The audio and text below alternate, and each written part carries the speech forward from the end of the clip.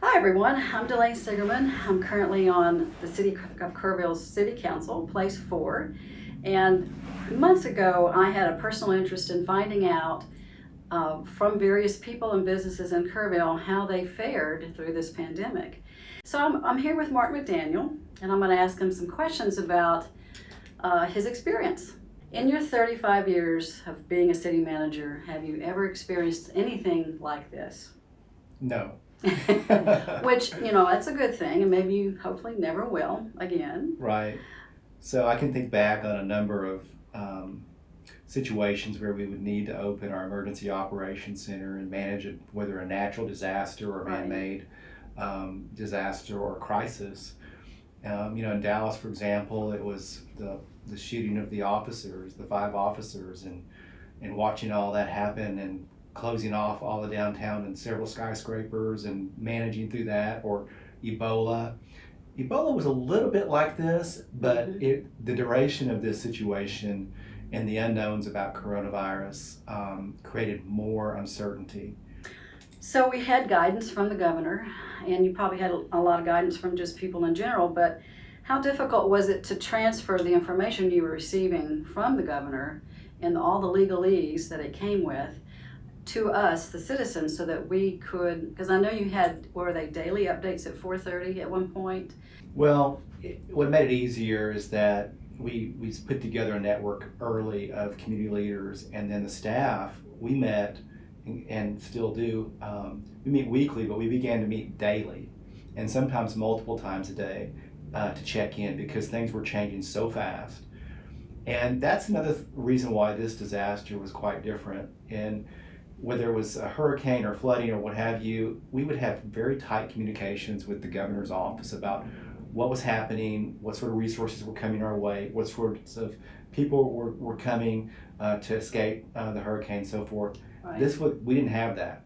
We would have a notification through third-party channels that the governor was going to be on TV at noon that morning, and we didn't have any idea what he was going to say or ask us to do. And then we had to scramble, and our citizens are asking us, what does this mean?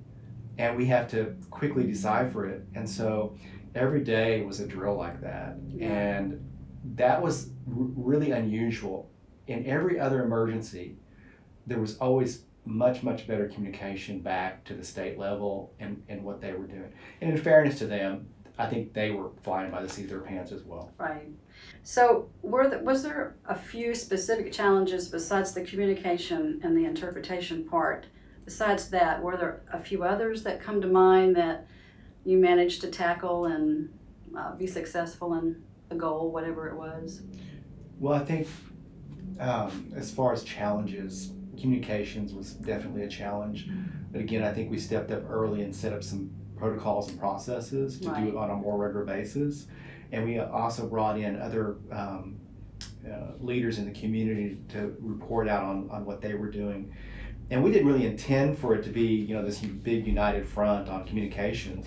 What we intended it to be is us sharing information. So we would meet, and we actually have one of these coming up next week. We would meet before the communication back out to the community, and then we'd have the communication. And so there was coordination going on. And of course, the staff is doing that with representatives of staff from other agencies on a daily basis. But with the leadership doing it weekly, that made a big difference, and it helped a lot.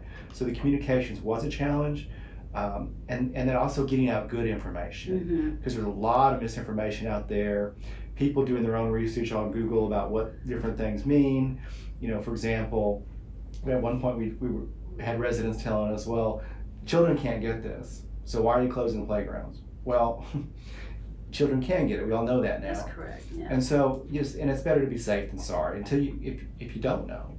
And so it was a challenge trying to navigate some of that, but for the most part, people were very understanding and cooperative. And our approach to the whole thing was that we're not going to be here to be the COVID police. Because we had a lot of people say, why aren't you enforcing this, that, or the others? We go and we educate, we share information, we even put together manuals for restaurants and bars about how to comply with the orders and put those together very quickly. And it's kind of rewarding to see those around town now, people still using them. So we try to be helpful and answer questions, but we weren't there to tell somebody, you got to shut down, or, things like that. That wasn't our role. It was more, how can we work together to do the right thing? Were there any silver linings? Besides maybe you now know people a little better from that teamwork that you did. Yeah, I mean, we've got a great team here, and I think that the team grew stronger in terms of appreciating each other and what we bring to the table, and the teamwork. We really shined in that area, working together, not just with the other agencies, but internally with the staff. The other thing I would say is that we have really stepped up our communications overall on everything, not just COVID, because some of the tools that we've applied, the way that our great PR office and Stuart Cunius and the work that he does with Martin to get the word out through all channels. We started an electronic newsletter. We do things like this. The Kerrville Clips. We send out tons of press releases, of course, the more traditional methods. We began to get a lot more traction in terms of our social media and the folks that are paying attention to that, and it's skyrocketed as far as the people that now watch or monitor our social media. So I think it really has now taken our communications with our residents to a whole new level, and we're going to continue that. We're not going to fall back to pre-COVID pace. Good. So your family's good? No one in your family was affected necessarily by the COVID? It was difficult because I did have a family member that in a memory care facility that I think the isolation was a problem. She has now passed, but I think that really hurt her condition and made it worse. Probably hard on the whole family. And so that's tough on everybody. But other than that, everybody's just basically living with it like the rest of us do. Right. So your thoughts on recovery? What is that, tomorrow or in January? Or do you have any ideas about? I don't mean recovery necessarily, but more of back to the new normal. Do you think that's on the horizon?